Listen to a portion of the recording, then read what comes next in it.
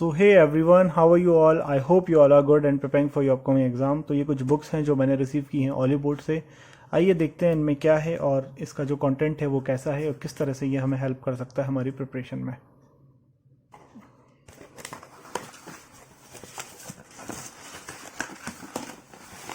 Box को side में हटाते हैं और कुछ 3 बुक्स यहाँ पर हैं। एक इंग्लिश की है और एक है आपकी पजल की बुक और तीसरी जो बुक है आपकी वो है डेटा इंटरप्रिटेशन डिकोडेड। तो 3 बुक यहाँ पर हैं। अभी 2 को मैं साइड करता हूँ।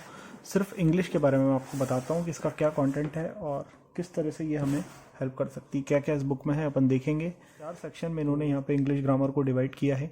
पहले में है ग्रामर लेगो, यानी कि इसमें आपका पार्ट्स ऑफ स्पीच आ जाता है, कुछ वर्ब्स एंड टेंसेस के कॉन्सेप्ट्स आ जाते हैं, जैसे कि सब्जेक्ट वर्ब एग्रीमेंट हुआ, मिसलेनियस कॉन्सेप्ट्स कुछ हुए हैं तो वो आपके इस पोर्शन में आते हैं। सेकंड में इन्होंने रखा है एरर स्पॉटिंग वाला पार्ट, जितना भी होता है सेंटेंस इंप्रूवमेंट, सेंटेंस ज्वाइनिंग, ये जो चीज़ें होती हैं इस टाइप के क्वेश्चन अक्सर प्रीलिम्स के एग्जाम में और मेंस में भी अपने को देखने को मिलते हैं।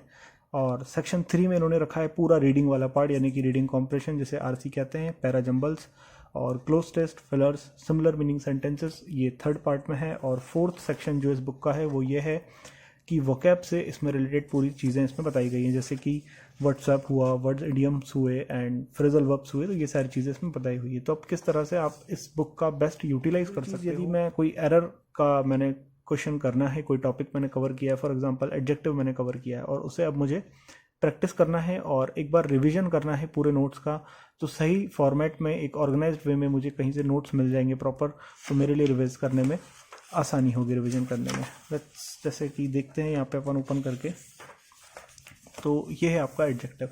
अब एडजेक्टिव क्या होता है, यहाँ पे बेसिक डेफिनेशन उसकी दी है। एडजेक्टिव के कितने टाइप्स होते हैं ये यहाँ पे दिया हुआ है और ways of using an adjective, adjective को हम कितने तरीक़ों से यूज़ कर सकते हैं।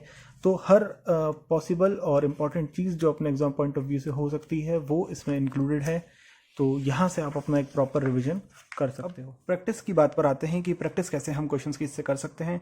तो जैसे कि मुझे एरर स्पॉटिंग के क्वेश्चंस बनाना है और 31 पर इसमें दिए हुए हैं, तो पेज 31 पर मैं जाऊँगा और वहाँ से यहाँ पे बेसिक पहले इंट्रोडक्शन दिया है कि एरर डिटेक्शन में क्या चीज़ें होती हैं, क्या देखना होता है और किन चीज़ों को सबसे पहले नोटिस हमें किसी एरर को फाइंड करने के लिए किसी सेंटेंस में देखना चाहिए। ये सारी चीज़ें यहाँ पे दी हुई हैं। उसके बाद आता है लेवल 1, इसमें आप सेल्फ प्रैक्टिस अपनी कर सकते हो। कुछ बेसिक यहाँ पे एरर डिटेक्शन के क्वेश्चंस यहाँ पे दिए हुए हैं जिनका आंसर की आपको पीछे मिल जाता है। लेवल 1 के बाद है लेवल 2। लेवल 2 में थोड़े से मॉडरेट लेवल के क्वेश्चंस आपको देखने को मिलेंगे।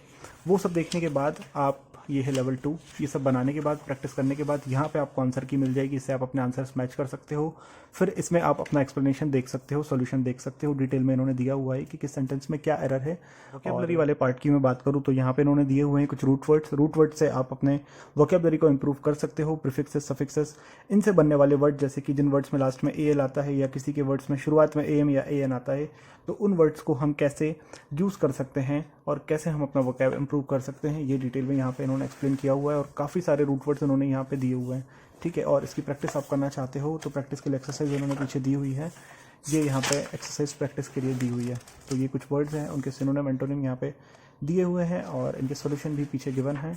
और फ्रेजल वर्ब भी इसमें आपको मिल जाता है। फ्रेजल वर्ब में दिखा देता हूँ किस तरह से दिया हुआ है। ये इडियम्स हैं जो कभी कभी हमें एग्जाम्स में देखने को मिलते हैं। फ्रेजल वर्ब्स तो मोस्ट ऑफ द टाइम हमें आरसी के क्वेश्चन में पूछा ही जाता है कि इसको हम रिप्लेस करके कौन सा फ्रेजल वर्ब यहाँ पे पुट कर सकते हैं। तो इस तरह से क्वेश्चन हमको एग्जाम में देखने को मिल जाते हैं, तो इनकी भी प्रैक्टिस आप यहाँ से कर सकते हो। ओवरऑल यदि मैं इस बुक की बात करूँ तो एक कांस्टेंट प्रैक्टिस सोर्स यदि आप चाहते हो कि आपके पास हमेशा अवेलेबल हो, जब भी आप चाहो अपने आप कॉन्सेप्ट का रिवीजन कर सको, तो एक बुक आपके पास इंग्लिश की होना चाहिए जिसको आप हमेशा अपने पास रखो और जब भी रिवीजन करना चाहो तो उससे उठा के आप कर सको। तो इस बुक का जो परचेस लिंक है वो मैं आपको डिस्क्रिप्शन में दे दूंगा और कमेंट में भी पिन कर दूंगा, वहाँ से जाके आप इसको चेक कर सकते हो। ठीक है, मिलते हैं अगले वीडियो में। Till then goodbye, take very good care of yourself, bye.